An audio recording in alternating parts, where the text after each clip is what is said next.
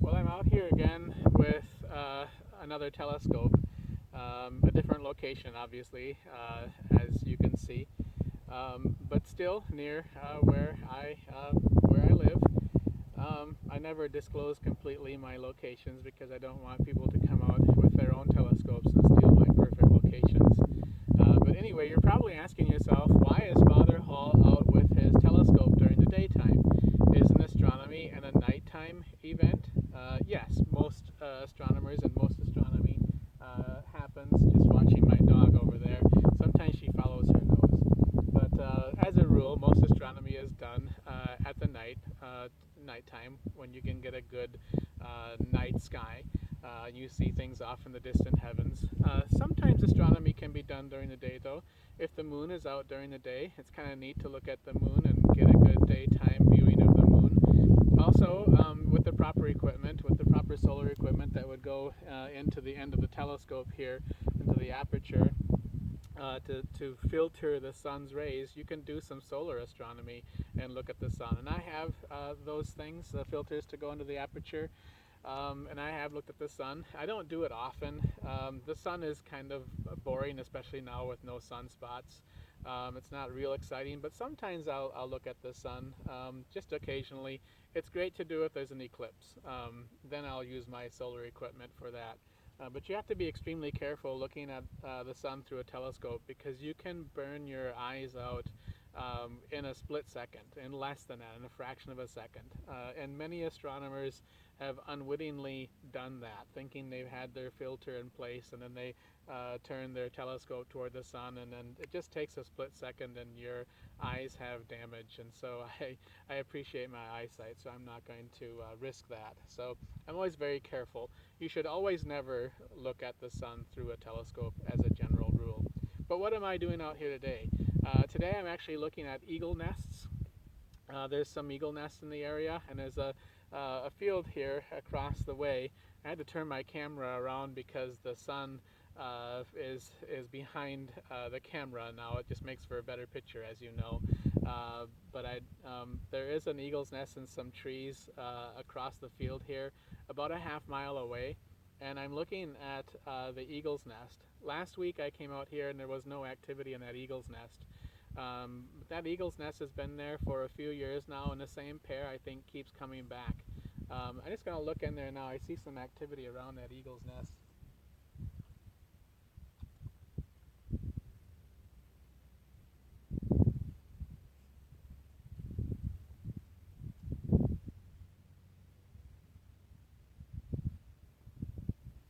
Yeah, so there are eagles in that nest, and last week I didn't see much activity, but last Monday was a very cold and gray and foggy day, and there may have been eagles in that nest, but they were probably somewhat crouched down beneath their nest so that they could keep their eggs or their eaglets warm.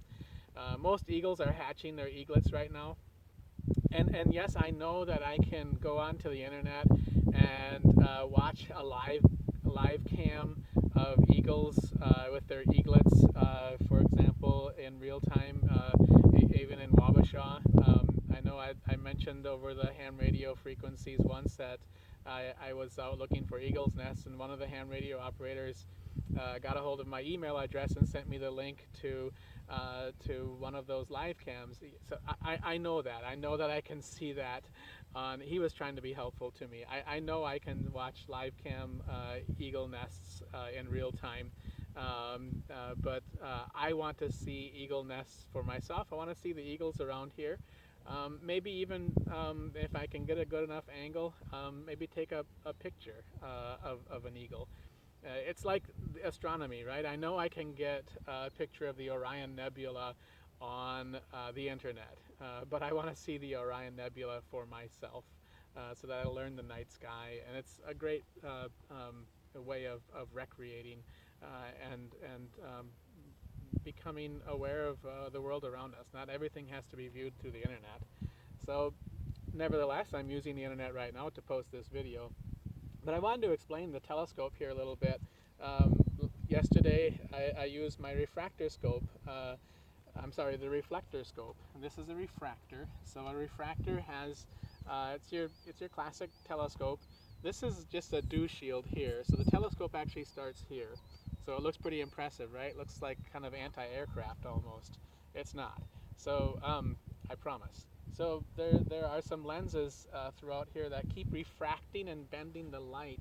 So the first set of lenses would start here, and then another series in the middle, and then down here, and then finally the eyepiece here. So this is your classic telescope that you would think of when somebody talks about a telescope, right? The aperture is on this end, and the eyepiece is on this end. So this has an equatorial mount. So I can set it, for example, to the southwest in the evening in the summertime. Say Jupiter is rising, and I want to get some images of Jupiter, and I can put tracking mortars on it. And once I have this position set, that would stay. And then a tracking mortar, or I can just keep moving it by hand, would follow that planet or whatever I'm looking at in the sky all the way until it sets. So this is called an equatorial mount. So it watches on the line where most planets follow, right? So that line, the ecliptic line in the sky. So like my refractor scope, this one has a finder scope, about as powerful as your average field glasses. And then people will often ask, well, what power is that telescope? Well, okay, so let me turn this around here. So it says here on this label here, you probably can't see it, I know, but it says here 152. So this is a 152 millimeter telescope. Okay, well, what does that mean? So as far as power goes, you multiply that by then the size of the eyepiece that you use. So when somebody asks, what power is that, or you see an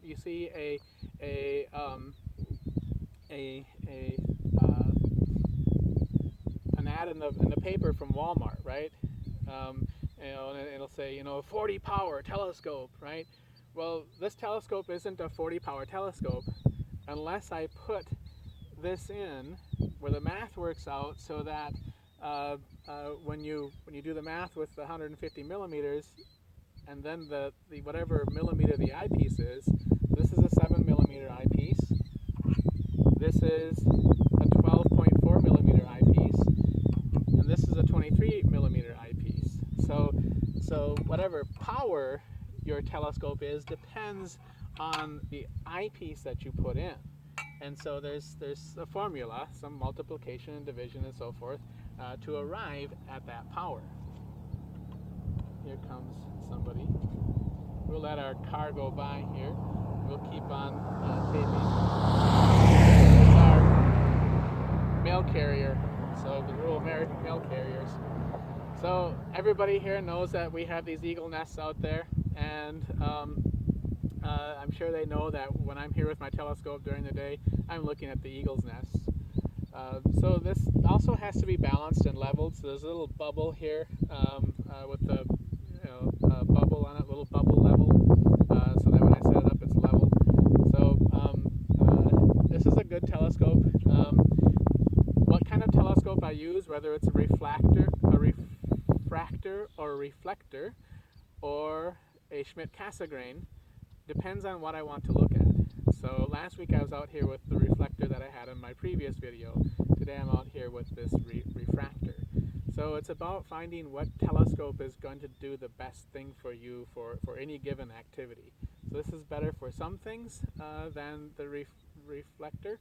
The reflector is better for some things than the refractor, right? So it's about getting to know the telescopes and what they're best at and what you can best use them for. Depending on what you're going to use them for will determine which telescope you bring with you. So beautiful day out here again in Watonwan County. Coronavirus has not arrived here yet. There are no recorded cases of coronavirus. So nevertheless, we're practicing social distancing, and we're continuing to wash our hands. Everybody have a wonderful day.